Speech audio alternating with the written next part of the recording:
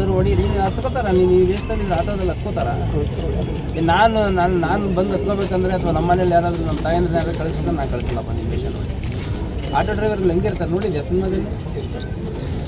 ಹಾಂ, ಶಂಕರ್ನಾಗ್ ಅವರೆಲ್ಲ ಅಲ್ಲ ನಿಮಗೆ ಇನ್ಸ್ಪಿರೇಷನು? ಹೆಂಗಿರ್ತಾರೆ ಶಂಕರ್ನಾಗ್?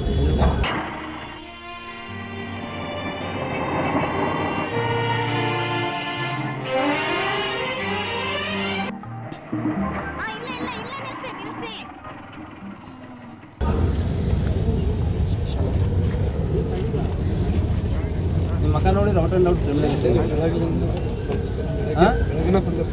ಆಯ್ತಪ್ಪ, ಬೆಳಗ್ಗೆಯಿಂದ ಬೆಳೆದಿಲ್ಲಲ್ಲ ಇವೆಲ್ಲ ಗಡ್ಡ ತಲೆ ಕಲರು.